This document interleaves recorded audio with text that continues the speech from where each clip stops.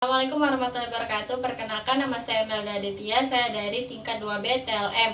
Di sini saya akan menjelaskan tentang 3 materi, yaitu yang pertama sel, perkemihan, dan sistem reproduksi, yang terdiri dari anatomi fisiologi, fungsi, dan cara kerja. Yang pertama adalah sel. Bagian-bagian sel yaitu nukleus. Nukleus sebagai inti sel. Yang kedua, nukleoplasma sebagai pembentukan ribosom. Yang ketiga, ribosom sebagai sintesis protein. Yang keempat, lisosom sebagai penghasil energi. Yang kelima, membran inti sebagai penyokong. Yang keenam, kompleks Golgi sebagai sekresi. Yang ketujuh, mikrofolamen sebagai rantai ganda zat. Yang kedelapan, retikulum endoplasma sebagai proses transport zat intrasel. Yang kesembilan, mitokondria sebagai sumber energi. Yang kesepuluh, mikrotubulus sebagai proses sintesis. Yang kesebelas, sitoplasma sebagai penyimpan nutrisi. Yang kedua belas, badan mikro sebagai mensintesis protein. Yang ke-13, sentriol sebagai pembelahan sel.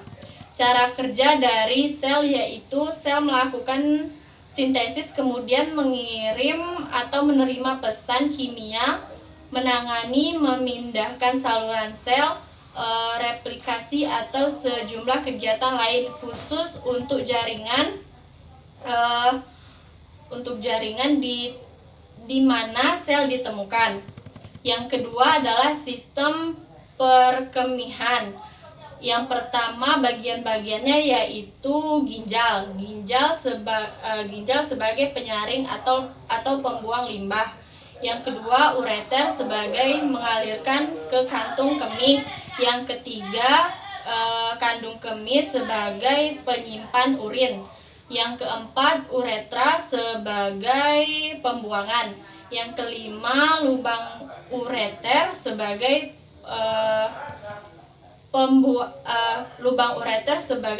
pembuangan.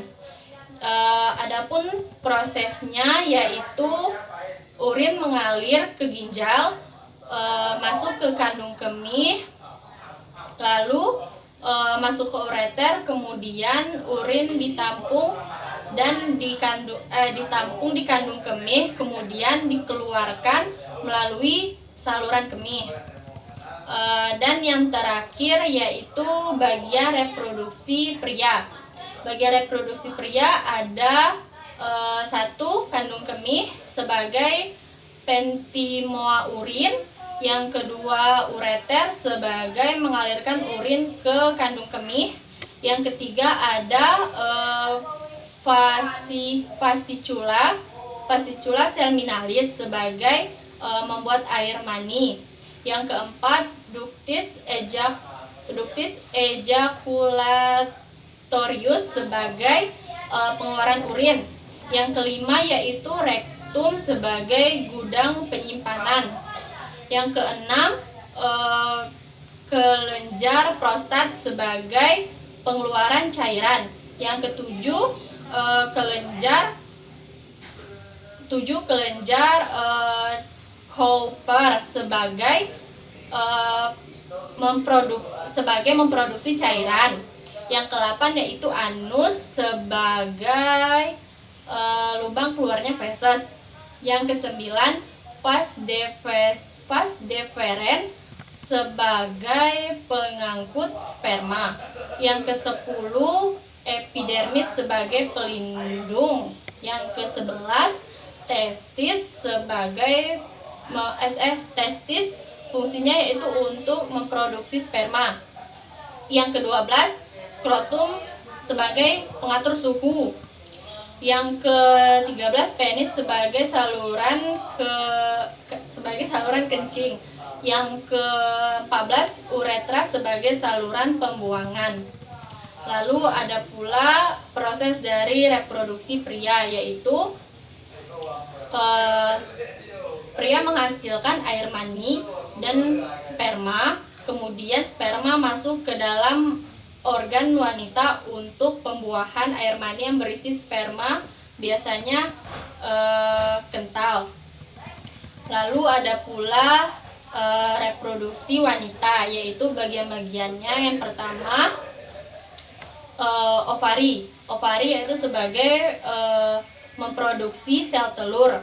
Yang kedua ovidus sebagai membawa sel ke rahim. Yang ketiga body cavity.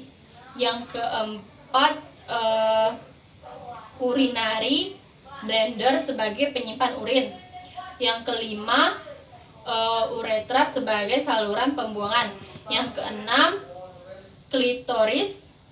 Yang ketujuh labium mayora sebagai pelindung. Yang ke-8 labium minora sebagai pelindung. Yang ke-9 vagina, yaitu jalan rahim dan menstruasi. Yang ke-10 serviks, yaitu sebagai penghasil lendir. Yang ke-11 uterus sebagai